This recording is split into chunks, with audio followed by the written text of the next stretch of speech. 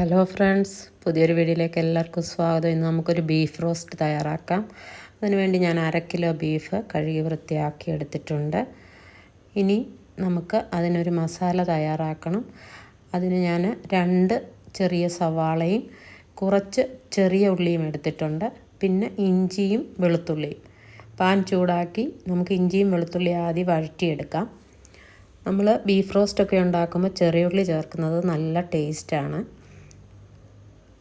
എണ്ണ ചൂടായി നമ്മൾ അതിലേക്ക് ഇഞ്ചിയും വെളുത്തുള്ളിയും ഇട്ട് കൊടുത്തിട്ടുണ്ട്.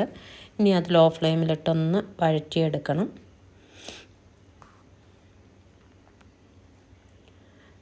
ഇത് കാണുന്ന കൂട്ടത്തിൽ നിങ്ങൾ എൻ്റെ ചാനൽ ആദ്യമായിട്ടാണ് കാണുന്നതെങ്കിൽ ഒന്ന് ലൈക്ക് ചെയ്യാനും ഷെയർ ചെയ്യാനും മറക്കരുത്.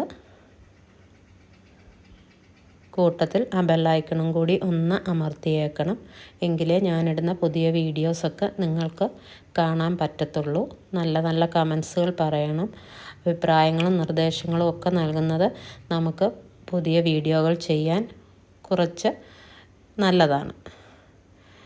ഇഞ്ചിയും വെളുത്തുള്ളിയും വഴന്ന് വന്നിട്ടുണ്ട്. ഇനി അതിലേക്ക് നമുക്ക് എടുത്തു വച്ചിരിക്കുന്ന സവാളയും കൊച്ചുള്ളിയും കൂടി ചേർത്ത് കൊടുക്കാം. അത് ലോ ഫ്ലെയിമിലിട്ട് നന്നായിട്ടൊന്ന് വഴറ്റണം. ഇത് കുക്കറിലിട്ട് വേവിക്കേണ്ടതായതുകൊണ്ട് ഒത്തിരി അങ്ങ് വഴന്നൊന്നും പോകണമെന്നില്ല. ഇനി അതിലേക്ക് ഞാനൊരു മസാല ഇടുന്നുണ്ട്. ആ മസാലകളായിട്ട് മല്ലിപ്പൊടി, മുളക് പൊടി, മീറ്റ് മസാല, പിന്നെ ഗരം മസാല, മഞ്ഞൾപ്പൊടി. മല്ലിപ്പൊടി മുളക് പൊടി 1.5 ടീസ്പൂൺ വെച്ചാണ് എടുത്തിരിക്കുന്നത്. പിന്നെ ആവശ്യമുണ്ടെങ്കിൽ നമുക്കത് റോസ്റ്റ് ആക്കുന്ന സമയത്ത് ചേർത്ത് കൊടുക്കാം. ഇനി ആ മസാലപ്പൊടികളുടെയൊക്കെ ഒരു പച്ചമണം മാറുന്നിടം വരെ ഇതൊന്ന് ലോ ഫ്ലെയിമിലിട്ട് കുക്ക് ചെയ്തെടുക്കണം. മസാലയൊക്കെ ഏകദേശം ഒന്ന് കുക്കായി വരുന്നുണ്ട്. ഇനി ഇത് കുക്കറിലിട്ട് നമ്മൾ വേവിച്ചെടുക്കുകയാണ് ചെയ്യുന്നത്. വേവിൻ്റെ സമയം നമ്മുടെ ബീഫിൻ്റെ വേവും കുക്കറിൻ്റെ ഇതും വെച്ചാണ് സമയം. അതുകൊണ്ട് ഞാനതിന് പ്രത്യേക സമയം പറയുന്നില്ല. മസാലയൊക്കെ മൂത്ത് വന്നിട്ടുണ്ട്. ഇനി ഇത് ബീഫിലേക്ക് ചേർത്ത് ഒന്ന് കുക്കറിൽ വേവിച്ചെടുക്കാം. ബീഫൊക്കെ നന്നായിട്ടൊന്ന് വെന്ത് വന്നിട്ടുണ്ട്. ഇനി ഈ ഗ്രേവിയൂടെ ഇട്ട് വേണം നമ്മളിതൊന്ന് റോസ്റ്റ് ചെയ്തെടുക്കാൻ.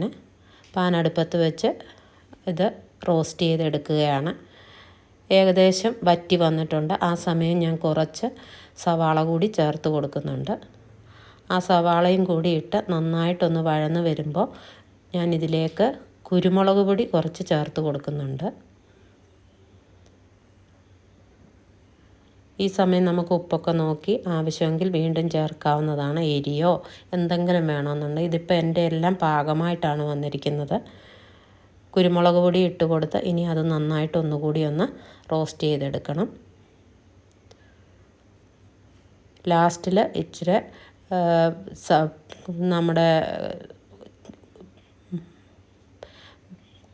ലാസ്റ്റിൽ ഒന്ന് ഗാർണിഷ് ചെയ്യുന്നതിനായിട്ട് ഒരു അരമുറി തക്കാളിയും 2 പച്ചമുളകും കറിവേപ്പിലയും ചേർത്ത് കൊടുക്കുന്നുണ്ട്. അങ്ങനെ രുചികരമായ ബീഫ് റോസ്റ്റ് ഇവിടെ റെഡിയായിട്ടുണ്ട്. ഞാൻ എണ്ണയൊക്കെ വളരെ കുറച്ചാണ് ചേർത്തിരിക്കുന്നത്. കുറച്ച് എണ്ണ കൂടിയൊക്കെ ചേർക്കാമെന്നുണ്ടെങ്കിൽ കുറച്ചുകൂടി അത് ടേസ്റ്റി ആക്കാൻ പറ്റും. നമുക്ക് എണ്ണ കൂടുതൽ ഉപയോഗിക്കുന്നത് ഹെൽത്തിന് നല്ല ഇതല്ലാത്തത് കൊണ്ട് ഞാൻ കുറച്ച് എണ്ണയിലാണ് ഇത് ചെയ്തെടുത്തത്. വളരെ ടേസ്റ്റിയാണ്. നിങ്ങളൊരു പ്രാവശ്യം ഇങ്ങനെ ഉണ്ടാക്കി നോക്കണം. നിർദ്ദേശങ്ങളും കമൻറ്റുകളും ഒക്കെ പറയണം. ഇനിയൊരു പുതിയ വീഡിയോയുമായി കാണും വരെയും ബൈ ബൈ.